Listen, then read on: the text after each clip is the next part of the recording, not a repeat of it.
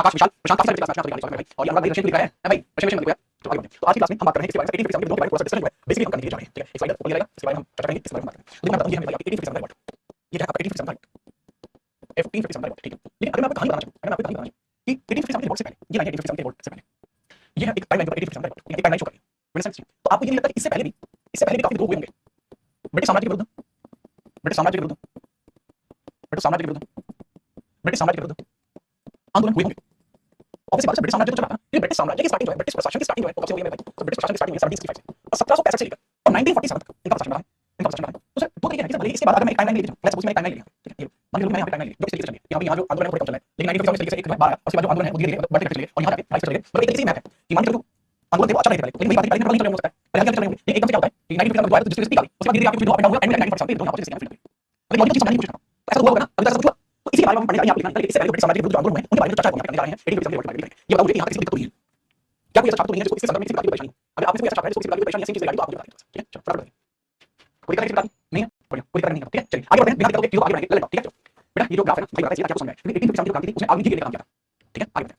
अब मैं तुम्हें बताता हूं इससे पहले जो ब्रिटिश साम्राज्य के खिलाफ विद्रोह हुए इनको ऐसे ही आपको लिख लेना जैसे आप इन नोटबुक में लिखते हैं, उसी के अकॉर्डिंग मैं बता रहा हूं। सर ये लिखे हुए तुमने पहले से, बेटा इनके पहले से लिखे होंगे पीछे का रीजन बता देता हूं why these are written for, क्योंकि इनका इंपोर्टेंस बहुत हल्का सा है, जिसका इंपोर्टेंस समझो उसमें थोड़ा समय भी कम है, ठीक है। नोट करने का पूरा समय है। तो सबसे पहले होता है सन्यासी विद्रोह।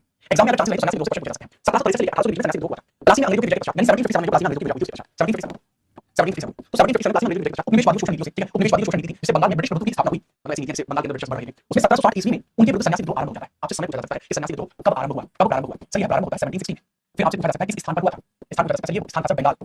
इसके बारे में जानकारी कहां से मिलती है? आनंद मठ पुस्तक से, जिसके अंदर हमारा राष्ट्रीय गीत लिखा हुआ है, इसलिए जरूरी है मेरे भाई, ठीक है। इस विद्रोह का नाम सन्यासी विद्रोह बंगाल के गवर्नर वॉरेन हेस्टिंग्स ने दिया था। ये है एकदम लबाबदार फैक्ट। इस सन्यासी विद्रोह का नाम सन्यासी विद्रोह किसने दिया था? सर ये विद्रोह का नाम सन्यासी विद्रोह है, ये बंगाल के गवर्नर जनरल वॉरेन हेस्टिंग्स ने दिया था। पूछा जा सकता है। अच्छा ये क्वेश्चन रिपीट है कि इसके विद्रोह का नाम वॉरेन हेस्टिंग्स ने दिया, ये क्वेश्चन रिपीट है। विद्रोह की ईस्ट इंडिया कंपनी के माल गोदामों को लूटते थे, मतलब इसमें होता क्या था? इसमें माल गोदामों को लूटा जाता था। इसमें जो मेन पर्सन थे उस व्यक्ति का नाम था द्विज नारायण। द्विज नारायण इस आंदोलन के प्रमुख नेता थे। कौन थे प्रमुख नेता? द्विज नारायण प्रमुख नेता। सारा नोट करना है, सारा नोट जो लिखा है उसको नोट करना है। इसके प्रमुख नेता कौन थे? प्रमुख नेता कौन थे? द्विज नारायण, द्विज नारायण। और इसका नामकरण किसने किया था? वॉरेन हेस्टिंग्स ने। इसका नामकरण वॉरेन हेस्टिंग्स ने किया, नामकरण वॉरेन हेस्टिंग्स ने किया। अब वॉरेन हेस्टिंग्स कौन है कि नहीं आप सभी जानते हैं, ठीक है। अच्छा बंगाल के उपनिवेशवाद, ठीक है, बंगाल के उपन्यासकार बंकिम चंद्र चटर्जी ने अपनी उपन्यास आनंद मठ का नायक सन्यासी विद्रोह से लिया है। यानी जो आनंद मठ के अंदर हीरो है, आनंद मठ क्या है? एक नोवेल है, एक नोवेल है। तो आनंद मठ के अंदर जो हीरो है, हीरो वो हीरो कौन है सर? वो द्विज नारायण जी ही है, यानी जो सन्यासी आंदोलन का प्रमुख था। सन्यासी आंदोलन जो प्रमुख था वही व्यक्ति, प्रमुख था वही व्यक्ति। तो सन्यासी आंदोलन प्रमुख था वही व्यक्ति। इसके अंदर आपको देखने को मिलेगा। क्या आपको इतनी बात समझ में आई? आनंद मठ पुस्तक में ही हमारा राष्ट्रीय गान भी है, एक राष्ट्रीय गीत भी है, इसमें हमारा राष्ट्रीय गीत भी है। इसके अलावा देवी जो देवी चौधरी है वो भी इसी के अंदर है, जिसको बोलते हैं आनंद मठ के अंदर जो राष्ट्रीय गीत वो इस प्रकार से वंदे मातरम, ठीक है। तो बंकिम चंद्र चटर्जी एक्चुअली बंकिम चंद्र चट्टोपाध्याय भी था, बंकिम चंद्र चट्टोपाध्याय, चट्टोपाध्याय। तो जितनी पेन से लिखा है आप देखिए, नोट करिए फटाफट।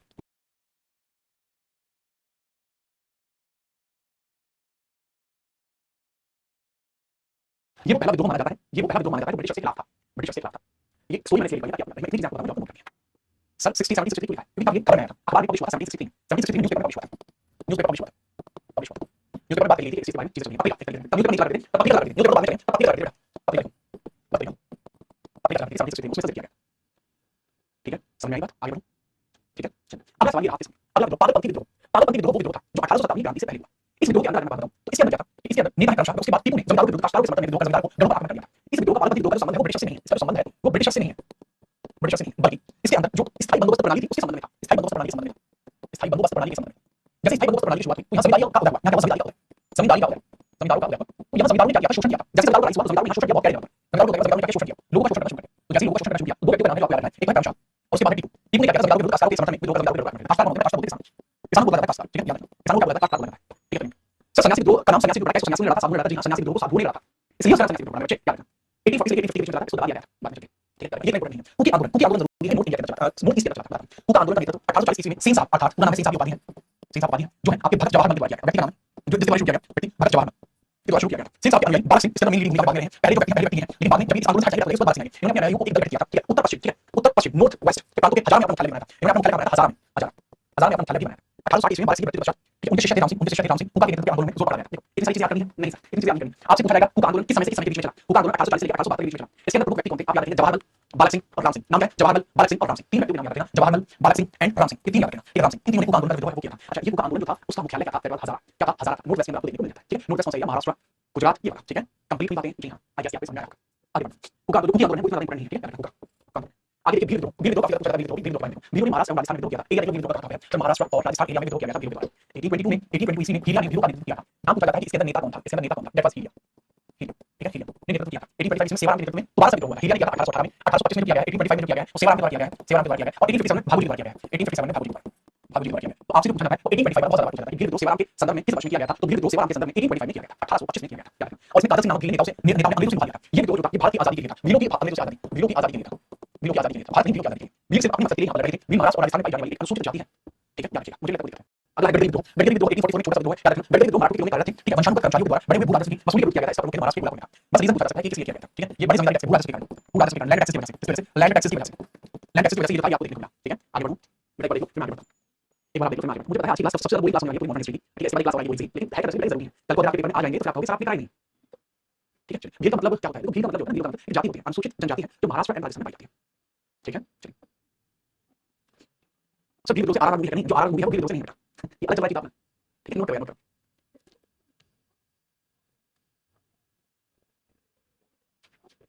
भू राजस्व का मतलब नहीं है लैंड टैक्स कि अगर आप जमीन पर खेती करोगे तो उसके लिए आपको टैक्स देना पड़ेगा, भू राजस्व कहलाता है, लैंड टैक्स का टैक्स।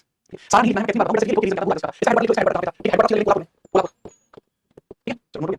आगे आपको संथाल विद्रोह देखने को मिलता है। देखो संथाल विद्रोह दो जमीन है, इनको ध्यान से देखना। संथाल विद्रोह, संथाल विद्रोह 1855 में 1 साल था। आदिवासी के विद्रोह में, आदिवासियों के विद्रोह में संथाल विद्रोह सबसे प्रभावशाली था। दामन एक के नाम से, दामन एक के नाम से व्यक्ति का नाम दामन एक के नाम से ज्यादा भागलपुर से राजमहल तक का क्षेत्र है, मतलब एरिया है बेसिकली, एरिया, ठीक है। दामन एक यहाँ पे दामन एक को नाम की मतलब एक बहुत बड़ा करती थी, मतलब जाति दाती थी, उस जाति की वजह से उस एरिया का नाम पड़ा दामन एक। तो एरिया दामन एक को से लेकर, दामन एक को से लेकर और आपका भागलपुर, भागलपुर राजमहल, भागलपुर बिहार का एरिया भागलपुर और राजमहल, राजमहल गैप आपको देखने को मिलता है, ज्योग्राफी पढ़ते हो, ठीक है। तब जो भूभाग संथाल बाहुल्य क्षेत्र था, संथाल बहुत ज्यादा नोटिस की बात है, ठीक है। चलिए नोटिस की बात है। तो उस एरिया के अंदर संथाल लोगों ने भूमि अधिकारियों से पूर्व विवाह, पुलिस के दबाव और जमींदारों साइबर वसूली का विरोध किया था। संथाल विद्रोह 1855 से लेकर 56 के बीच हुआ था। ये जो एरिया मिली कौन सा? असम का एरिया, ठीक है। असम का एरिया, बिहार का एरिया, असम बिहार वेस्ट बंगाल, ठीक है। बंगाली वेस्ट बंगाल बेटा ये एरिया। अच्छा एक चीज और बताऊं इसी के बारे में, 1857 56 और 57 के बीच में एक विद्रोह और हुआ था, ठीक है। चलिए संथाल जाति है जहां संथाल की जाति है, ठीक है। ये संथाल जाति है उसके बारे में थोड़ा सा एक विद्रोह और बता देता हूं, ठीक है। वो इंग्लैंड के लिए लिखा होगा, ठीक है। इस कॉन्टेक्स्ट से भी अलग मैं आपको एक विद्रोह के बारे में थोड़ा सा जिक्र करता हूं, एक है नीलपद्र जो 1757 से 59 के बीच में हुआ था। ये बड़ा लिखना, यहां लिखा नीलपद्र, नीलपद्र लिखा हूं, वो बहुत ज्यादा है, इसे लिखा हूं नीलपद्र। नीलपद्र जो है इसको देखो, नीलपद्र जो था ये आपका कब से कब देखने को मिला? तो नीलपद्र 1857 से 59 के बीच में देखने को मिला नीलपद्र।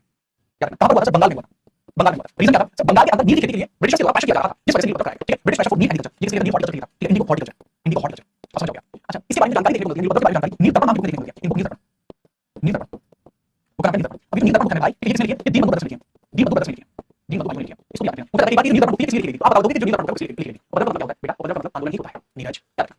अरे जो आपको कोल विद्रोह के बारे में याद रखिए, 1831 में हुआ था। 1831 में बुद्धू भगत, ये क्वेश्चन ये क्वेश्चन मैं दिल्ली में थोड़ा सा क्वेश्चन कि बुद्धू भगत के नेतृत्व में इन्होंने भीषण संघर्ष किया था। तो क्वेश्चन आएगा कोल विद्रोह के नेता कौन थे? कोल विद्रोह के नेता थे बुद्धू भगत, ठीक है। इस संघर्ष में बुद्धू भगत से 1000 विद्रोह मारे गए, सब मारे गए। इसके बाद गंगा नारायण ने 1825 ईस्वी में इसका नेतृत्व किया और उसके बाद इन्होंने कोलों के लिए मांग करते रहे, लेकिन एंड में जाकर कोई निष्कर्ष नहीं निकला, ठीक है। याद रखिए, फटाफट देखो, फटाफट देखो।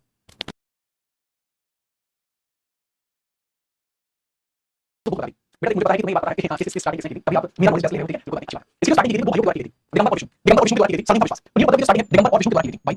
स्टार्टिंग से दिगंबर और विष्णु विश्वास, क्या लिखूं? क्या लिखूं? दिगंबर एंड विष्णु, ये दो भाई थे और इनका स्टार्टिंग था विश्वास, मेरा विश्वास, विश्वास आप कर देना विश्वास, ठीक है। आज की क्लास में मैं क्योंकि ये कॉन्सेप्ट मैं नहीं जाता, मैं ऐसे ही पढ़ाऊंगा। संथाल क्या हुआ है? संथाल वो मतलब एक तरीके से अनुसूचित जाति होती है, ठीक है। चलिए आगे इसके बाद खासी विद्रोह 1828 से 1833 में बंगाल के पूर्व में जयंतिया पहाड़ियां हैं, गारो पहाड़ियां हैं, इनके बीच खासी लोग रहते हैं। जयंतिया के बीच में और गारो के बीच खासी लोग रहते हैं। ज्योग्राफी का आपको पता लगेगा, ज्योग्राफी का आपकी स्टडीज को देखेंगे तो आपको पता चलेगा। तो इसके अंदर क्या होता है? यहाँ खासियों के अलग अलग शक्ति संपन्न राज्य थे, यहाँ खासी अलग रहते थे, ये जनजाति होती है। तो 1824 के अंदर ब्रह्मपुत्र नदी घाटी का अंग्रेजों का अधिकार हो गया, जिससे सिलसट, सिलसट कहाँ असम में। अब सिलसट से जोड़ने के लिए एक सड़क बनाई जाती, योजना बनाई गई, लेकिन अगर यह सड़क बनाई जाती, अगर यह सड़क बनती, अगर यह सड़क बनती, अगर यह सड़क बनती तो खासी लोगों की जनसंख्या तक पहुंच जाती, तो खासियों को सर्वाधिक नुकसान होता, खासियों की जमीन चली जाती, खासी समुदाय को नुकसान था, को नुकसान था। इस वजह से विरोध किया गया। अब आप पूछोगे क्या इस विद्रोह का कोई रिजल्ट निकला? नहीं, उस सड़क में। इसके बाद खोंड और सवार विद्रोह, ये इतना इंपॉर्टेंट नहीं है, ये विद्रोह बहुत इंपॉर्टेंट है, ये विद्रोह इंपॉर्टेंट नहीं है। कौन ये खोंड विद्रोह का मुख्य कारण अंग्रेजी प्रशासकों के द्वारा खोंड में नकली प्रथा पर प्रतिबंध लगाना था, जो मौर्य को समर्पित थी, ठीक है। मौर्य, ठीक है। मौर्य को समर्पित गणेश जी का नाम होता है, गणेश जी का नाम होता है, गणेश जी का नाम होता है। गणेश जी को यहाँ की प्रथा दी जाती थी, खोंड में प्रचलित नकली प्रथा, उसको रोक लगाया गया था 1837 और 40 के बीच में 36 लगाया था, ठीक है। नकली प्रथा रोक लगाई गई थी, ठीक है। लॉर्ड हॉडी द्वारा, लॉर्ड हॉडी, लॉर्ड हॉडी, लॉर्ड हॉडी द्वारा किया गया था, ठीक है, ठीक है। चलिए लॉर्ड हॉडी द्वारा किया गया था, जिनके जैसे उन्होंने नकली रोक लगाई तो खोंड और सवार विद्रोह शुरू हो गया, ठीक है। क्या लगा गणित विद्रोह, गणित देखा मैंने क्या उसमें मैंने बताया।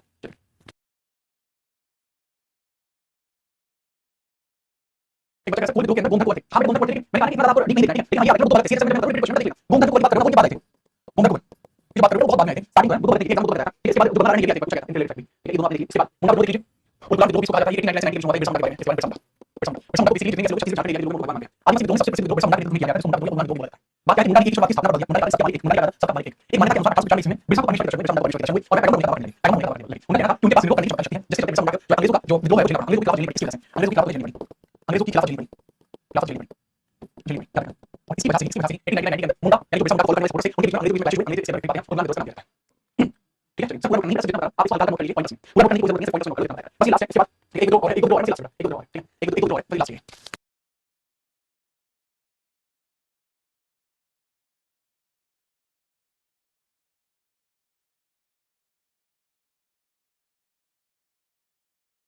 सेम चीज मुंडा के लिए भी सामान है, सेम चीज सामान है। अच्छा इसके बाद आप अलग विद्रोह, अलग विद्रोह, मैं लोग क्रांति, इसका नेतृत्व किया था। ठीक है, इसमें बलों का किया था कंपनी फोर्सेस वायु को विद्रोह किया, कंपनी फोर्सेस वायु ने विद्रोह किया था, मतलब खिलाफ किया था। इसमें प्रमुख फसल बनाना चाहिए, पहले विद्रोह था, इसमें लोग सारी न्यूज़ वायु और सरकार की मांगे थे, लेकिन इसमें ब्रिटिश की बस ये आते हैं, इसका नेता कौन थे, नेता इसका कौन थे, ठीक है, यानी इसका नेता थे। अच्छा, ये जो वेलो विद्रोह है, वेलो विद्रोह आपको दिखाई, ये हिंदी में लिखा हुआ है, आपको समझ में आता है, ये हिंदी में है, इसका नेक्स्ट हमारे साथ इंडियन बारे में, ठीक है, ठीक है, ये चीज है, ठीक है, ये आपको विद्रोह है और इसी के साथ खत्म होगा, लास्ट विद्रोह है, ठीक है, चुनाव विद्रोह 76 के बीच में देख लेना लास्ट में 76 में बंगाल में बिहार पार्टी में चुनाव विद्रोह का हुआ, इसमें लोगों का आकार और बढ़ावा नहीं करता, पूछा एक तभी पूछा गया, पूछा जाएगा, लेकिन चुनाव विद्रोह का क्या विद्रोह का आकार और बढ़ावा नहीं है, छोटी कोई दिक्कत नहीं है, फकीर विद्रोह 76 में बंगाल में फकीर विद्रोह हुआ, जब मुसलमान धार्मिक फकीरों को से निकाल मजनू शाह थे, मजनू शाह पूछा गया, मजनू शाह फकीर मजनू शाह ये लेके जाना, मजनू शाह ने चार दिन आंदोलन करके और भवानी पाठक और देवी चौधरी जैसे हिंदू नेताओं के इस आंदोलन में साथ दिए, तो देवी चौधरी फकीर विद्रोह इसके बारे में बुक लिखी है, एक बुक ऑन फकीर विद्रोह, फकीर विद्रोह, एक फकीर विद्रोह की बुक लिखी है, ठीक है, और ये बुक लिखी है किसके द्वारा लिखी है, भाई बंकिम चंद्र चटर्जी, भाई बंकिम चंद्र चटर्जी। अच्छा, बंकिम चंद्र चटर्जी ने सन्यासी विद्रोह पर लिखी है, उसमें लिखी है, ठीक है, बंकिम चंद्र चटर्जी, और जो बुक है वो बेसिकली उस बुक का नाम क्या है, उस बुक का नाम देवी चौधरी, बुक का नाम देवी चौधरी, देवी चौधरी, तो देवी चौधरी बेसिकली बुक का नाम देवी चौधरी, इसका नेता थी देवी चौधरी, नहीं नाम इंपॉर्टेंट है, इसलिए मजनू शाह याद रखना, बस यही आपके इंपॉर्टेंट विद्रोह आपको बताइए, यही आपके इंपॉर्टेंट विद्रोह मैंने आपको बताया, ठीक है, चलो एक सेकंड रुको, सो दैट मैं एक एनालिटिक्स आपको बताऊं, ठीक है, चलो, ठीक है, तो ये आपको सही लगा, तो 1857 की क्रांति से पहले ये वाला पेज देखो, क्लिक करो, तो 1857 की क्रांति से पहले जितने भी विद्रोह आपके एग्जाम में जरूर बन सकते हैं, वो मैं आपको एक बार गो थ्रू कर लेना, ये सारी डेट को याद रखो, लेकिन ये है कि मैं आपको बताया एक बार गो थ्रू कर लेना, एग्जाम में क्वेश्चन आएगा कोई नहीं कर पाएगा, सिर्फ आप कर पाओगे, क्लास के बच्चे इस सवाल को कर जाएंगे, बाकी बच्चे किसी पढ़ते ही नहीं कर पाएंगे, लेकिन विद्रोह विद्रोह सीधा सभी तक आते मैं नहीं कर सकता, सीधा आपको कांग्रेस लगा सकता है, ये कांग्रेस के साथ बस ये सकता है कांग्रेस सीधा संदीप है, आप फोर्ट विलियम्स के साथ मैंने आपसे पहले 700 साल पहले फोर्ट विलियम्स के साथ मैंने बता दिया, फिर यहाँ फोर्ट विलियम्स के साथ बेटा आपने देखा मैंने बंगाल राज्य को पढ़ाया था, फोर्ट विलियम्स बताया था, जब मैंने ब्रिटिश निवेश वाद में शुरुआती चौथी क्लास में बताया था, ठीक है, मॉडर्न हिस्ट्री फोर्ट क्लास देखना, सुना है मैंने फोर्ट विलियम्स के साथ तीन गांव उठा दिए थे बंगाल में ब्रिटिश के द्वारा, ठीक है, याद रखो आज बच्चे बच्चे लाइव, ठीक है, अभी आज का बच्चे 1900 कम बच्चे, ठीक है, याद रखो इसके बारे में याद रखेंगे, कोई दिक्कत नहीं, कोई दिक्कत नहीं, अब मैं क्या बताया इससे पहले विद्रोह ऑलमोस्ट मैंने आपको कंप्लीट करा है, इससे पुरानी विद्रोह अब हम शुरुआत करते हैं 1857 के बाद क्या प्रभाव पड़ा, इसके बाद क्या प्रभाव पड़ा वो मैं आपको बताऊं, क्या प्रभाव पड़ा इसमें मैं समिति को बैठूंगा, राष्ट्रवादी समिति को बैठूंगा, राष्ट्रवादी समिति को बैठूंगा, राष्ट्रवादी समिति को बैठूंगा, कुछ नेशनलिस्ट पार्टीज बनी, कुछ नेशनलिस्ट पार्टीज बनी, अभी पूछा चुनाव विद्रोह का रीजन क्या था, बेटा चुनाव विद्रोह में अभी बताया इससे अकाल बढ़ा हुआ था, अकाल बढ़ने के बावजूद भी जो रेट लगाए हुए थे तो कम नहीं है, इसलिए चुनाव विद्रोह हुआ, फिर 76 के बीच में, तो राष्ट्रवादी समिति को बैठने से होता है नेशनलिस्ट पार्टीज बनाई जाती हैं, क्या मतलब नेशनलिस्ट पार्टी, नेशनलिस्ट पार्टीज बनाई जाती हैं, नेशनलिस्ट पार्टीज बनाई जाती हैं ताकि ब्रिटिश से हमारे हितों का संरक्षण किया जा सके, ब्रिटिश से हमारे हितों का संरक्षण किया जा सके, रीजन रीजन बहुत साफ था ताकि ब्रिटिश से हमारा संरक्षण हो सके, ब्रिटिशों से संरक्षण हो सके, ब्रिटिशों से संरक्षण हो सके, प्रोटेक्शन फ्रॉम ब्रिटिश, ब्रिटिशों से हमारा संरक्षण करना था, ठीक है, नीचे ठीक है, इन तक लेकर आए हम, ठीक है, यहाँ देखो ब्रिटिशों से संरक्षण करना, ब्रिटिशों से संरक्षण करना ऐसा क्या है, वो देखो मैं 1857 की क्रांति इसके बाद यह स्पष्ट हो गया था, इसके बाद यह स्पष्ट था कि हम ब्रिटिश के अधीन हैं, कि हम ब्रिटिशों के गुलाम हैं, ब्रिटिशों के गुलाम हैं, इसके पीछे रीजन है, ये घोषणा की गई है कि हम ब्रिटिशों के गुलाम हैं, इस चीज की मेरे भाई घोषणा की गई है 1 नवंबर 1858 मिंटो पार्क, 1 नवंबर 1858 मिंटो पार्क में 1 नवंबर 1858 मिंटो पार्क में घोषणा की जाती है, मिंटो पार्क में घोषणा की गई थी, मिंटो पार्क में घोषणा की जाती है कि भारत के ऊपर ब्रिटिशर्स का अधिकार है, इसके बाद ये बात क्या निकली लॉर्ड कैनिंग की कि भारत पर ब्रिटिशरों का अधिकार है, भारत पर ब्रिटिश अधिकार है, ब्रिटिश अधिकार है, और यहाँ की रानी क्वीन विक्टोरिया है, एंड क्वीन विक्टोरिया यहाँ की रानी है, एंड क्वीन विक्टोरिया रानी है, घोषणा की गई है भाई, इसको शाही नहीं बोला, 1 नवंबर 1858 मिंटो पार्क में घोषणा की गई, मिंटो पार्क कहाँ पे, इलाहाबाद में, थोड़ा सा कहाँ है मिंटो पार्क, इलाहाबाद में,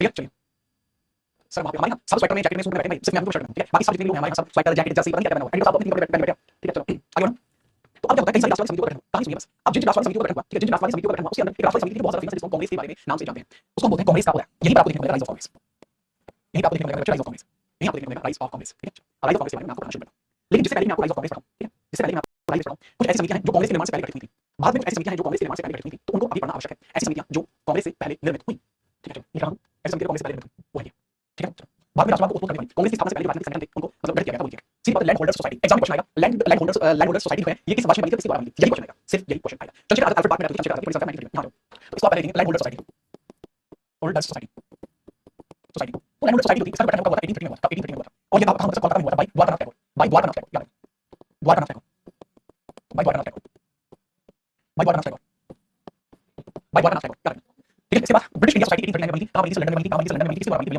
किसके बनी थी, भारतीयों के हितों के लिए बनी थी, भारतीयों के हितों के लिए, भारतीयों के हितों के लिए, Bengal British India Society, Bengal British India Society 1843 में बनी थी, कोलकाता में बनी थी, इसके अंदर कई सारे लोग थे, बंगाल के प्रमुख कई सारे व्यक्ति थे, आगे सेम आपको अपडेट देखने को मिलेगी, बंगाल ब्रिटिश इंडिया सोसाइटी कहाँ बनी थी 1843 में, कोलकाता में, ब्रिटिश इंडिया एसोसिएशन 1851 में बनी थी, कोलकाता में बनी थी, बाय द्वारकानाथ टैगोर, सेम व्यक्ति, Dwarkanath Tagore, British India association, Madras native association 1851 में बनी थी, मद्रास में बनी थी, ये मद्रास के लोग थे जो मद्रास के फेमस सोसाइटी थी, आप ये याद रखेंगे, इंग्लिश में पूछा जाएगा ब्रिटिश इंडिया सोसाइटी, ठीक है, इसका बॉम्बे एसोसिएशन जो बना था 1851 में बना था, बॉम्बे में बना था जगन्नाथ शंकर सेठ के द्वारा, जगन्नाथ शंकर सेठ के द्वारा, ठीक है, चीता रंग कपड़े कम पहनता है, किसी का चीता रंग कपड़े कम पहनता है, जिस दिन मैं क्लास में पहनता, ठीक है, वहां अगर आप रंग नहीं पहनते तो आपको आसानी से तरीके कर सकते हैं, चलो ये देखिए, ठीक है, जितनी आपको लगेगी आप चीज लिखें, 6 पॉइंट बताए बस एक पेज पे देख लेना सबको, इसके बाद अगला page east India association 1866 London में दादा भाई नौरोजी के द्वारा बनाई गई, ये क्या थी ईस्ट इंडिया एसोसिएशन, ये भारतीयों के विकास के लिए थी, भारतीयों को ब्रिटिश साम्राज्य में विकास, ब्रिटिश साम्राज्य में विकास की स्थापना की, साम्राज्य में भारतीयों को ब्रिटिश साम्राज्य में हितों का संरक्षण रहे, हितों का संरक्षण रहे, इसलिए इसे दादा भाई नौरोजी बनाई थी, दादा भाई नौरोजी बनाई थी, ठीक है, national Indian association, national Indian association ये 1867 में बनी थी, लंदन के अंदर बनी थी, ये माइक कार्पेंटर के द्वारा बनी थी, क्या माइक कार्पेंटर का मतलब नहीं सर, ब्रिटेन के अंदर कार्पेंटर एक सभी समाज का नाम होता है, उन्हें सार्वजनिक सभा 1876 में उन्हीं के अंदर बनी थी, एमजी राणी के द्वारा, एमजी राणी के बारे में बताऊं, एमजी राणी जो थे वो राजनीतिक दूत थे, गोपाल कृष्ण गोखले, गोपाल कृष्ण गोखले थे राजनीतिक दूत महात्मा गांधी, तो गणेश प्रसाद जोशी और एस एच डुंगन, अच्छा एस एच डुंगन को याद रखना कि ये एग्जाम में एस एच डुंगन, उन्हें सार्वजनिक सभा में एस एच डुंगन को बहुत ज्यादा पूछा था, 10वीं इसके अंदर आपकी कौन सी है, आपकी इंडियन लीग है 1875 शिशु कुमार घोष के द्वारा और शंभू चरण मुखर्जी के द्वारा इसको बनाया गया था, सबसे प्रभावशाली यही है, सबसे प्रभावशाली यही है, सबसे प्रभावशाली यही है, एग्जाम में पूछा जाएगा कि इंडियन लीग स्थापना कब की थी, किसके द्वारा की थी, सीधा बता, इसके बाद 11 नंबर पे इंडियन सोसाइटी 1872 में बनी थी, लंदन के अंदर, अनमोहन बोस ने बनाई, ठीक है, मनमोहन बोस लंदन के अंदर थे, ठीक है, बना के, ठीक है, सर आपको दिखा दिया, ये है कि आपको पीडीएफ मिल जाएगा, उसमें नोट कर लेना। अब 2 मिनट बचे, क्लास सीरीज है, ठीक है? सिर्फ आप देखिए इंडियन एसोसिएशन 1876 में बताता है सोनिया बनर्जी और आनंद बनर्जी के बारे में। बेटा स्टार लगा दो बार, 3 बार बेटा सवाल सीजीएल में, सीएचएल में, यूपीएससी में। देख लेना। 13 नंबर क्वेश्चन है, मद्रास महाजन सभा 1884 में मद्रास में बनाई गई थी, मद्रास में किसी मद्रास महाजन सभा। लेकिन कौन है? एक तो वीर लालवाचार्य है, सुब्रमण्यम अय्यर है और भी आनंद चालू है। आनंद चालू आगे का नाम आएगा, ठीक है? चलिए तो इसके बाद चौथा है बॉम्बे प्रेसिडेंसी एसोसिएशन 1885 में, ये किसमें बनाई गई? फिरोज शाह मेहता द्वारा बनाई गई है और केडी राम के द्वारा अब्दुल के द्वारा। ये नाम आगे अब्दुल के द्वारा जब कांग्रेस की स्थापना हुई, ठीक है? चलिए साथ में वीडियो देखा भाई, आप अगर आप मुझसे मिलने आएंगे तो मैं आपको गाड़ी जरूर गिफ्ट करूंगा, ठीक है? आप नहीं करते, ठीक है? चलो क्लियर है? तो ये सभी निर्माण में आपको बताया कि पहला, दूसरा और तीसरा और कल की क्लास में टॉपिक है भाई, ये आपका टॉपिक है, कल की क्लास में टॉपिक है, कल की क्लास में कांग्रेस की स्थापना है। आर्य समाज के बारे में जितने समाज है, धार्मिक जितने समाज है, आर्य समाज है, प्रार्थना समाज है, इनको समाज को भी करना और हालांकि उसका हमारे यूज करते हैं, ठीक है? मेरी बात सुनो, आज की क्लास बहुत सारे सब्जेक्ट मुझे बात बोल रही है, आपको बहुत ध्यान सुनो बेटा। चाहता मैं आज छुट्टी भी कर सकता था या फिर ये टॉपिक आपको नाम नहीं आता तो आपको पता नहीं लगता, सीधी बात है, नाम नहीं आता तो आपको सवाल करते से कोई भी नहीं आता, ठीक है? लेकिन मैंने आपको सिखाया सो आपको कोई भी पढ़ना चाहिए। आज की क्लास में आपने आपको एक्स्ट्रा दिया तो एक्स्ट्रा की से लीजिए, नहीं मैं समझ दिया सब नहीं आता, ये सारी चीजें समझ में आनी चाहिए, ये सारी चीजें मैंने ही ली हैं, उस बात टेंशन मत लेना भाई, बिल्कुल टेंशन मत लेना। ये आपके एक्स्ट्रा किया गया ताकि आप किसी प्रकार की गलती ना करें, इन फ्यूचर में चाहता हूं ये वाली चीजें अच्छे से पढ़ें। अब हम कल आपको कांग्रेस के बारे में बताएंगे, उससे पहले प्रार्थना समाज के बारे में बताऊंगा और कल आपसे मिलेंगे, ठीक है? आज की क्लास में कुछ समझना नहीं, आज क्लास सिर्फ याद करना, समझना कुछ नहीं, ठीक है? हम मिलते हैं कल क्लास में, नेक्स्ट क्लास में। Thank you.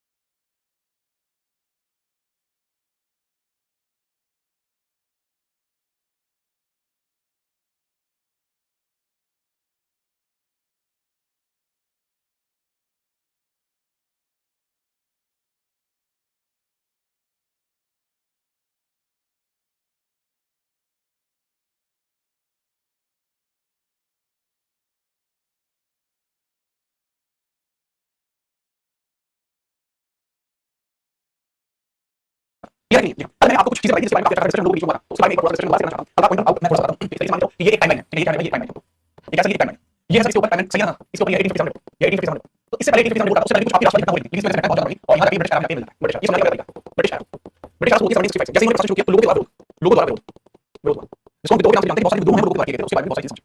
विद्रोह विद्रोह लिया विद्रोह ये लोगों के द्वारा वो सारे जितने विद्रोह छोटे विद्रोह सारी सारी निकाल लिए, ठीक है? लेकिन 1857 का रिवोल्ट ये इसमें जो main factor main factor main factor कैसे मेन फैक्टर ऐसे भाई कि इसकी वजह से इस मेन फैक्टर की वजह से ये विद्रोह में बहुत ज्यादा बढ़े और 1947 में भारत जो आजाद हो जाता है, भारत को फ्रीडम फ्रीडम। तो इससे पहले काफी ज्यादा विद्रोह हुए थे, इसके बाद बहुत सारे विद्रोह हुए, ठीक है? इसके बीच में से पॉइंट बनाने के लिए हम विद्रोह हुए, बहुत सारे विद्रोह का विद्रोह, ठीक है? तो ये सब विद्रोह चुनाव विद्रोह तो बहुत सारे विद्रोह हुए थे, उसके बारे में आपको बताऊंगा, इस तरीके से विद्रोह आपको देखिए, विद्रोह की विद्रोह तो सब मैं आपको बताऊंगा। यहां पे बच्चों को बताता हूं इसके बाद 1857 रिवोल्ट भारत में क्या भारत में जाता है सब भारत नेशनलिज्म, भारत राष्ट्रवादी भावना क्या भारत में राष्ट्रवादी भावना राष्ट्रवाद अब जैसे भारत के राष्ट्रवादी भावना जाती है, वो राष्ट्रवादी भावना इनका प्रति जिसकी वजह से भारतीयों में ब्रिटिश का मतलब बहुत सारी भाई सिस्टम करेंगे, ठीक है? किसी प्रकार की कोई छोड़ेंगे, भारत का बहुत बड़ा और इसी का एक चीज है, इसी बात पे कांग्रेस की स्थापना क्यों पड़नी है, कांग्रेस की स्थापना सबसे ज्यादा जरूरी है।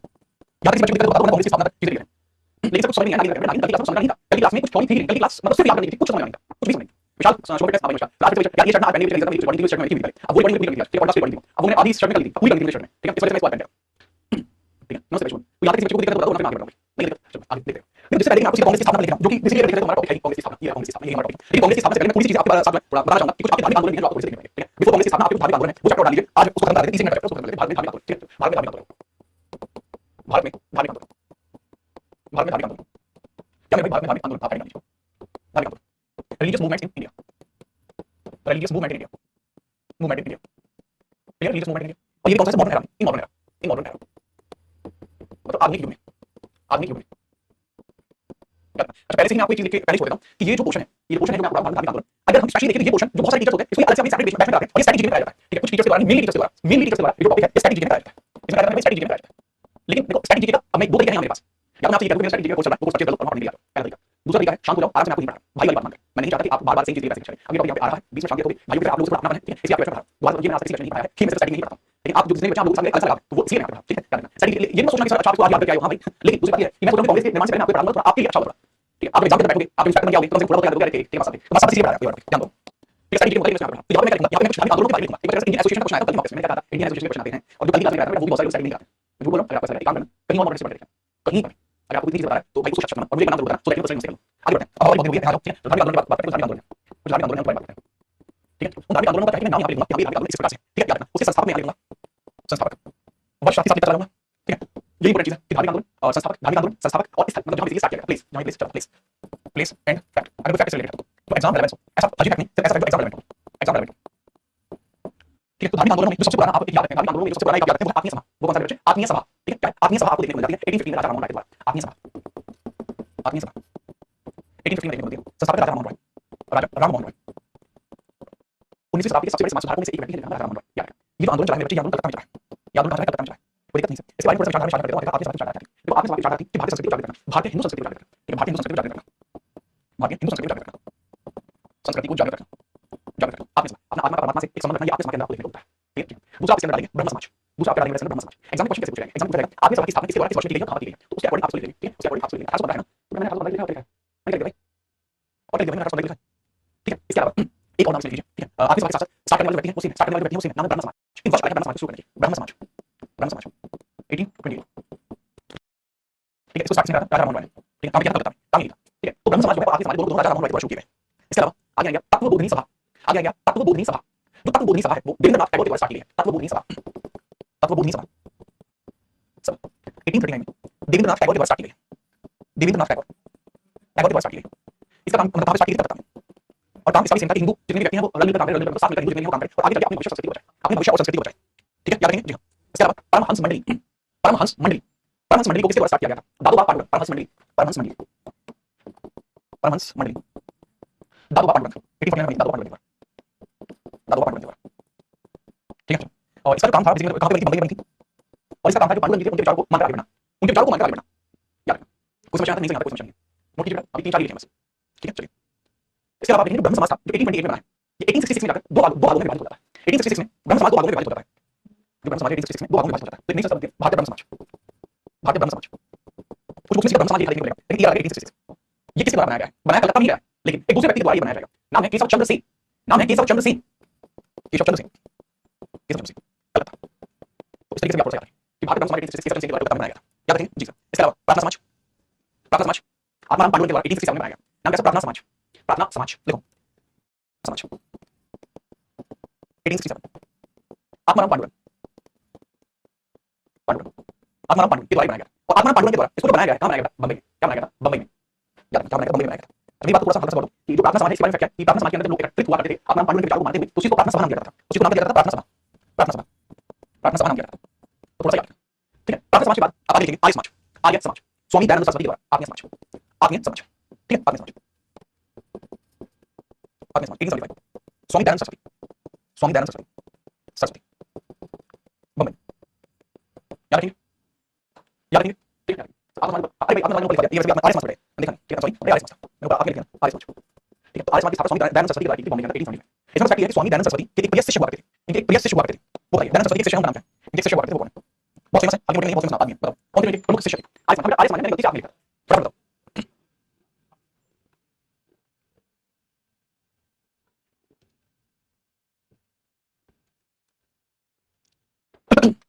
आगे बताइएगा क्या है सर, इनका क्या उद्देश्य था, बता दीजिए सर, हर एक सवाल का उद्देश्य आपको याद करने की जरूरत नहीं है, आगे आएंगे तब साथ लेकिन जितना हो सके उतना सोचिए, आगे नेक्स्ट लिखेंगे। अब एक बार कैसे इनके विचार को शायद आप धीरे धीरे बता, इनका विचार था वो हिंदू संस्कृति और भारतीय संस्कृति को आगे बढ़ाना था, हिंदू संस्कृति और भारतीय संस्कृति को आगे बढ़ाना था, और उसके लिए सारे जो सभा वगैरह आयोजित हुई है। तो इससे क्या हो रहा था कि जो ब्रिटिशर्स थे भारत के अंदर आ चुके थे वो भारतीय समाज को विकृत करने लगे थे, ठीक है। हालांकि अगर आज की दृष्टि तो उनके द्वारा जो चीजें हैं वो सही साबित होती हैं, जैसे उनके द्वारा नली पर रोक लगाई गई, ठीक है, विधवा विवाह को स्टार्ट किया गया, इन सब चीजों को तो मॉडर्नाइजेशन अडॉप्ट करने वाली बात थी, वो इन्हीं से हो सके, उस चीज के लिए सरकार जो सभाएं हैं इन सब का रहा था, ठीक है, क्या वो सब बात इस बार आगे बढ़ूंगा, आगे आपको आगे बताऊंगा, डेमोक्रेट बताऊंगा, आगे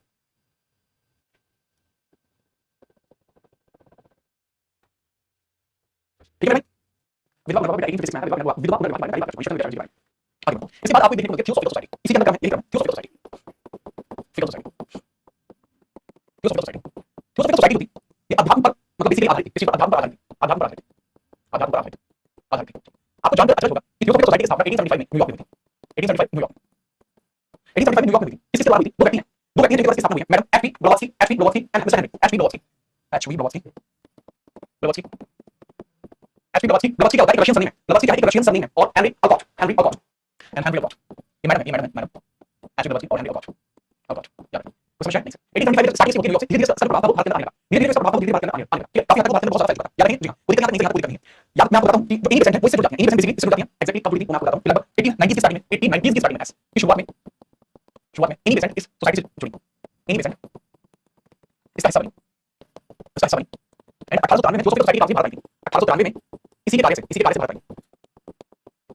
भारत आई। इसी के काम से भारत के अंदर आई थी 80% थी। और 1897 में हेनरी अल्कोट की डेथ हो जाती है। 1897 में हेनरी अल्कोट की डेथ हो जाती है। और हेनरी अल्कोट की डेथ के बाद 80% के बाद जो सोसाइटी का अध्यक्ष बनकर इसको आगे तक संभाला जाता है। याद रखना, ठीक है? याद रखिए, कोई दिक्कत नहीं होनी चाहिए आपको। ठीक है, चलिए आपको थोड़ा सा बताता हूं 80% के बारे में। 1897 में हेनरी अल्कोट की डेथ हुई। जी हां, तो थियोसॉफिकल सोसाइटी का अध्यक्ष बनाया गया। थियोसॉफिकल थियोसॉफिकल सोसाइटी का अध्यक्ष बनाया गया इनको। 80% कोई दिक्कत नहीं सर। अब 80% कर दिया थियोसॉफिकल सोसाइटी का अध्यक्ष बनने के बाद, ठीक है? 1997 बनी है। तो 1898 में सेंट्रल हिंदू कॉलेज की स्थापना करती है बनारस में। सेंट्रल हिंदू कॉलेज की स्थापना करती है। सेंट्रल हिंदू कॉलेज की स्थापना की है। और आगे चल के जो सेंट्रल हिंदू कॉलेज है, जो सेंट्रल हिंदू कॉलेज है, यही आगे चल के 1960 में बनारस हिंदू विश्वविद्यालय कहलाया। बीएचयू बनारस हिंदू विश्वविद्यालय, हिंदू विश्वविद्यालय कहलाया। लेकिन इसका जो नाम है बनारस हिंदू विश्वविद्यालय, ये डालने का सबसे बड़ा व्यक्ति का नाम रहा है, वो है महामना। महामना, ठीक है? महामना मदन मोहन मालवीय। मदन मोहन मालवीय। महामना मदन मोहन मालवीय। याद रखना, याद सुनो कीजिए, उसके बाद आगे बढ़ते हैं। उसके बाद आगे बढ़ते हैं, कीजिए।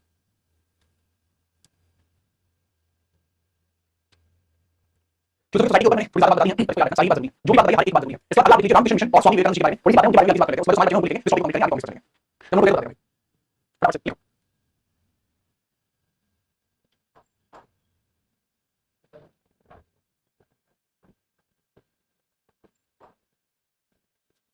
तो बीएचयू से है ग्रुप, कौन है बीएचयू से? ठीक है, आगे बढ़ो। देखो अब ये जो बातें आपको बताई थियोसॉफिकल सोसाइटी के बारे में बात की, एग्जाम पॉइंट ऑफ व्यू से बहुत ज्यादा जरूरी है। हमें दो व्यक्ति का नाम यहाँ पे लिखने जा रहा हूं, आप लोगों के सामने दो व्यक्ति का नाम यहाँ पे लिखने जा रहा हूं। सबसे पहले दयानंद सरस्वती और आर्य समाज। दयानंद सरस्वती का आर्य समाज है। दयानंद सरस्वती का आर्य समाज है। दयानंद सरस्वती का आर्य समाज। पहले तो देखेंगे दयानंद सरस्वती का आर्य समाज वो अपनी कितनी भूमिका इसके अंदर करता है। दयानंद सरस्वती के बारे में थोड़ा सा जान लीजिए, दयानंद सरस्वती के बारे में। उसके बाद जाने के बाद दूसरे समाज के बारे में बताएंगे, दूसरे समाज के बारे में बताएंगे, आर्य समाज के बारे में लिखिए। ठीक है, चलो इनका जो जन्म है, दयानंद जी का जन्म है वो 1824 में हुआ था काठियावाड़ गुजरात में। 1824 में जन्म काठियावाड़ गुजरात में हुआ। दयानंद जी का 1824 काठियावाड़ गुजरात में। काठियावाड़ गुजरात में। काठियावाड़ गुजरात में। हाँ, काठियावाड़ गुजरात में 1824 में। याद रखिए इनके गुरु थे वो विवेकानंद थे, गुरु विवेकानंद थे। ठीक है, कौन थे? गुरु विवेकानंद थे। बचपन में इनका नाम भी मूलचंद्र था। ठीक है, दयानंद सरस्वती जी का बचपन का नाम पूछा जाता है कई बार, तो लिखेंगे मूलचंद्र। इनका बचपन का नाम मूलचंद्र। मूलचंद्र। ठीक है, ठीक है, इनके गुरु थे विवेकानंद थे। इनके गुरु थे कौन थे? विवेकानंद। विवेकानंद इनके गुरु का नाम था। ठीक है, कोई दिक्कत? दंडी स्वामी पूर्णानंद ने एक साल करते थे बंबई में, एक फेमस गुरु हुआ करते थे बंबई में, हिंदू धर्म की शिक्षा देने वाले गुरु हुआ करते थे, हिंदू धर्म से संबंधित गुरु हुआ करते थे, संबंधित गुरु हुआ करते थे। दंडी स्वामी नाम है, दंडी स्वामी। तो दंडी स्वामी ने क्या किया था? मूलचंद्र का नाम बदलकर, दंडी स्वामी ने मूलचंद्र का नाम बदलकर क्या किया था? दयानंद सरस्वती। दयानंद सरस्वती। दयानंद सरस्वती क्या किया? ठीक है, बंबई में हिंदू धर्म के बड़े सिक्का करते थे। याद रखना, कोई दिक्कत नहीं सर। फेमस ये किस वजह से है? फेमस ये किस वजह से? आप जो दयानंद सरस्वती फेमस किस वजह से? ये अपने तीन कामों की वजह से फेमस है। पहला काम इनके द्वारा 1875 में किया गया था आर्य समाज की स्थापना बॉम्बे में। तो दयानंद सरस्वती जी का फेमस काम वो देखिए, फेमस वर्क। फेमस वर्क क्या है? पहला काम 1875 में किया गया आर्य समाज स्थापना। 1875 आर्य समाज स्थापना, समाज स्थापना पहला काम। दूसरा काम इन्हीं द्वारा किया गया और वो भी बहुत फेमस है। किस वर्ष में किया गया है? ये इंपॉर्टेंट है, उसके बारे में याद रखना। 1882 गोरक्षणी सभा। 1882 गोरक्षणी सभा। 1882 गोरक्षणी सभा। तो मेरी बात को थोड़ा वजन दो। ये बच्चे होता क्या है ना, बेसिकली कई बार होता है कि जो पूरे वर्ष भर में न्यूज़ में चीज रहती है वो चीज एग्जाम में पूछी जाती है। तो गोरक्षण के बारे में पूरे साल इस बार काफी ज्यादा न्यूज़पेपर वगैरह काफी ज्यादा आई है, इसलिए हो सकता है कि ये चीज आपसे पूछी जाए। ठीक है, याद रखना। और आर्य समाज में दयानंद सरस्वती ने एक नारा भी दिया था, वेदों की ओर लौटो, वेदों की ओर लौटो, वेदों की ओर लौटो, वेदों की ओर लौटो। ठीक है, याद रखना। जब हम ये दयानंद सरस्वती के बारे में संपूर्ण जानते हैं, इतना याद रखिए, कोई दिक्कत नहीं होगी। ठीक है, अच्छा एक बड़ी क्रूशियल सी बात मैं आपसे पूछना चाहता हूं। एक शब्द है स्वदेशी शब्द। शब्द क्या है? स्वदेशी शब्द मतलब अपने देश की बनी हुई वस्तुएं, अपने देश की बनी हुई वस्तुएं। ये शब्द पहली बार प्रयोग में किसके द्वारा लिखा गया? स्वदेशी शब्द का प्रथम प्रयोग आप लोगों को बताइए, स्वदेशी शब्द का प्रथम प्रयोग किसने किया? शब्द यूज सबसे पहले किसने किया? सबसे पहले स्वदेशी शब्द का सबसे पहले यूज किया किसने किया? बताइए। सुजीत बीएचयू से बता रहा हूं, कमेंट सेक्शन में मैंने आपसे सवाल पूछा स्वदेशी शब्द का प्रथम प्रयोग किसने किया गया है? नहीं बताता हूं। ये स्वदेशी शब्द का वास्तविकता में पहला प्रयोग है वो किया दयानंद सरस्वती ने, लेकिन स्पेसिफिक नहीं माना जाता, वो बता रहा हूं। यूज किया दयानंद ने, दयानंद सरस्वती ने। लेकिन इसको हाईलाइट किसने किया है? शब्द को हाईलाइट किसने किया है? मतलब अधिकतम प्रचलन किसके द्वारा किया गया? अधिकतम प्रचलन किसके द्वारा किया गया? दादाभाई नौरोजी के द्वारा। दादाभाई नौरोजी के द्वारा, याद रखना। दादाभाई के द्वारा, दादाभाई के द्वारा, दादाभाई नौरोजी के द्वारा प्रचलन किया गया, याद रखना। ठीक है, नोट करके आगे बढ़ते हैं।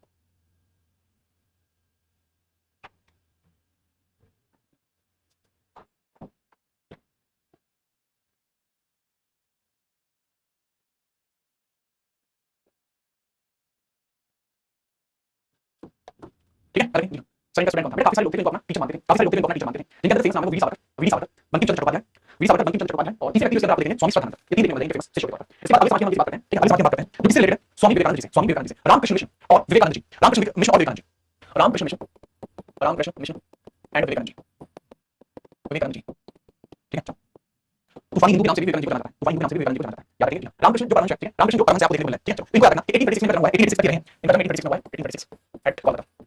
यहाँ दक्षिणेश्वर एक मंदिर होता था, दक्षिणेश्वर एक मंदिर होता था, दक्षिणेश्वर मंदिर, एक दक्षिणेश्वर मंदिर हुआ करता था वेस्ट बंगाल में। तो वहाँ पे काली माता की पूजा होती थी। यहाँ पे रामकृष्ण जो थे, रामकृष्ण परमहंस, इनका एक्चुअल नेम क्या है? रामकृष्ण परमहंस, रामकृष्ण परमहंस, परमहंस। क्या हुआ करते थे? पुजारी हुआ करते थे। क्या हुआ करते थे? पुजारी हुआ करते थे। इनके जो शिष्य थे वो है स्वामी विवेकानंद, इनके शिष्य वो है स्वामी विवेकानंद। याद रखना। ठीक है, चलिए इनका प्रारंभिक नाम गदाधर भट्टाचार्य था। इनका प्रारंभिक जो नाम था वो गदाधर भट्टाचार्य था। ठीक है, प्रारंभिक नाम गदाधर भट्टाचार्य, प्रारंभिक नाम गदाधर भट्टाचार्य, गदाधर भट्टाचार्य था। याद रखिए इनका प्रारंभिक नाम क्या था? गदाधर भट्टाचार्य इनका प्रारंभिक नाम था। इसके अलावा इनके प्रिय शिष्य कौन है? स्वामी विवेकानंद। स्वामी विवेकानंद इनके प्रिय शिष्य हैं। इनके प्रिय शिष्य स्वामी विवेकानंद, इनके प्रिय शिष्य स्वामी विवेकानंद, विवेकानंद, स्वामी विवेकानंद इनके प्रिय शिष्य। ठीक है, स्वामी विवेकानंद जी के द्वारा 1897 में रामकृष्ण मिशन की स्थापना की गई थी। रामकृष्ण मिशन की स्थापना, रामकृष्ण मिशन की स्थापना की गई थी। ठीक है, कोई स्वामी विवेकानंद के द्वारा इसकी स्थापना की गई थी। कोई दिक्कत मुझे नहीं लगता कि आपको इसकी दिक्कत होगी। इसके अलावा स्वामी विवेकानंद जी के बारे में कुछ फैक्ट हैं आपके, कुछ फैक्ट हैं। जैसे इनका जो मूल नाम था, इनका जो मूल नाम था वो क्या था? नरेंद्र था। नरेंद्र, नरेंद्र था। नरेंद्र कर्नाटक के राजा अजीत द्वारा, कर्नाटक के नवाब अजीत द्वारा, कर्नाटक के नवाब अजीत द्वारा, अजीत के द्वारा इनको जो है स्वामी विवेकानंद नाम दिया गया। विवेकानंद नाम दिया गया, नाम दिया गया। ठीक है, दिया गया नाम, इनको विवेकानंद नाम दिया गया। इसके अलावा ये फेमस है, आपने किस काम के लिए 1893 में शिकागो में भाषण दिया था। शिकागो में भाषण दिया था। इनके द्वारा दिया गया ये भाषण सदियों तक याद किया गया, क्योंकि इसके अंदर इन्होंने हिंदू धर्म को मतलब ग्लोरीफाई किया था। ग्लोरीफाई हिंदू धर्म, glorify Indian and Hindu culture, brother and sister Hindu culture. अच्छा, जिसको ये वाला लेक्चर सुन रहे हैं, ये वाला जो भाषण दिया था, इसकी एक्चुअली में ये कॉपी है, बची हुई है और YouTube पे अवेलेबल है, आप उसे देख सकते हैं। 1893 का ये भाषण। इसके अलावा ये फेमस चीज और थी, 1897 में इन्होंने न्यूयॉर्क के अंदर वेदांत कॉलेज की स्थापना भी की थी। 1897 में वेदांत कॉलेज न्यूयॉर्क, वेदांत कॉलेज न्यूयॉर्क, न्यूयॉर्क में इन्होंने वेदांत कॉलेज की स्थापना की थी। वेदांत कॉलेज की स्थापना की थी, याद रखेंगे। इनकी बुक है कर्मयोग और वेदांत, इनकी काफी सारी बुक है, इसमें फेमस बुक कौन सी है? वेदांत और कर्मयोग, वेदांत एंड कर्मयोग, कर्मयोग एंड वेदांत, इनकी फेमस बुक 1897 में किया था। इनके बारे में याद रखेंगे। इस प्रकार की दिक्कत आपको नहीं होनी चाहिए, इस प्रकार की दिक्कत आपको नहीं होनी चाहिए। इनको राष्ट्रीय आंदोलन का आध्यात्मिक पिता भी कहा जाता है। इनको नाम दिया जाता है राष्ट्रीय आंदोलन का आध्यात्मिक पिता, भारतीय राष्ट्रीय आंदोलन का आध्यात्मिक पिता, भारतीय राष्ट्रीय आंदोलन का आध्यात्मिक पिता, आध्यात्मिक पिता, आध्यात्मिक पिता ये भी कहा जाता है। The father of modern, the father of modern revolution in India, the father of modern revolution in India. ये किसी बात कहा जाता है इनको? भाई सुभाष चंद्र बोस, भाई सुभाष चंद्र बोस, सुभाष चंद्र बोस जी ने इस प्रकार की संज्ञा दी। प्रेजेंट नोट बता देना, इसको आप याद रख सकते हैं। ये इतना ही रखना है आपको।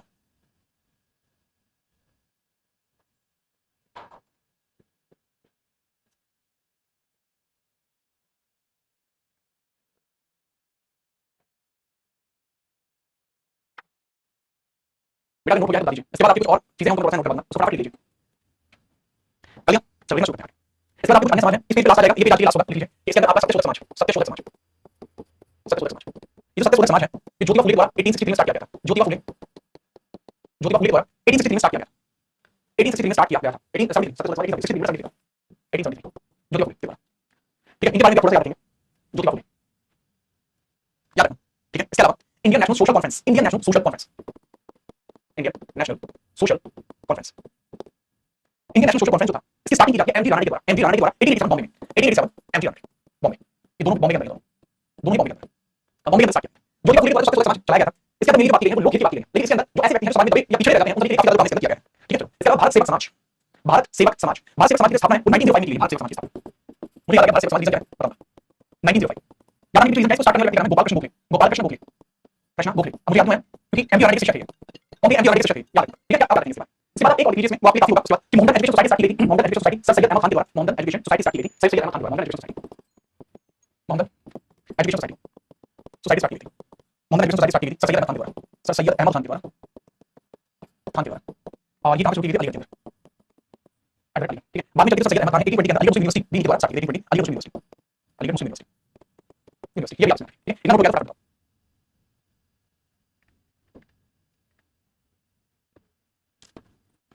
सर अलीगढ़ मुस्लिम यूनिवर्सिटी 1820 ठीक है, हाँ ठीक है, 1920 में इसके बारे में पूरी कहानी बता दूं। जो सर सैयद अहमद खान ने उन्होंने स्टार्ट की थी, 1875 में स्टार्ट की थी। बाद में जाके 1920 में 1920 था, 1920 था, 1920 में वो सभी के लिए ओपन कर दी थी। ठीक है, open nationalised structure, nationalised structure, lised structure, open nationalised structure. अब इतनी क्लास बाकी है, अब इसको कंप्लीट करने में इसको कंप्लीट करने में आपको 10 क्लास लगेंगे और आज से काम शुरू हो जाता है। आपको 10 क्लास इसको कंप्लीट करेंगे, आपसे थोड़ा तेजी से आपकी चीजें कंप्लीट करेंगे। आज की क्लास में ज्यादा चीजें जो याद करने वाली है, सबसे पहले सबसे सामने डिफाइन चीजें बोलने की काफी देर बॉम्बे, काफी देर बॉम्बे में ही थी, उसे ये काफी कुछ ना जाएंगे। ठीक है, बिना किसी परेशानी मुझे लगता है आपको दिक्कत, कोई डाउट है तो आप पूछ लीजिए, कोई डाउट है तो फटाफट आप पूछ लीजिए।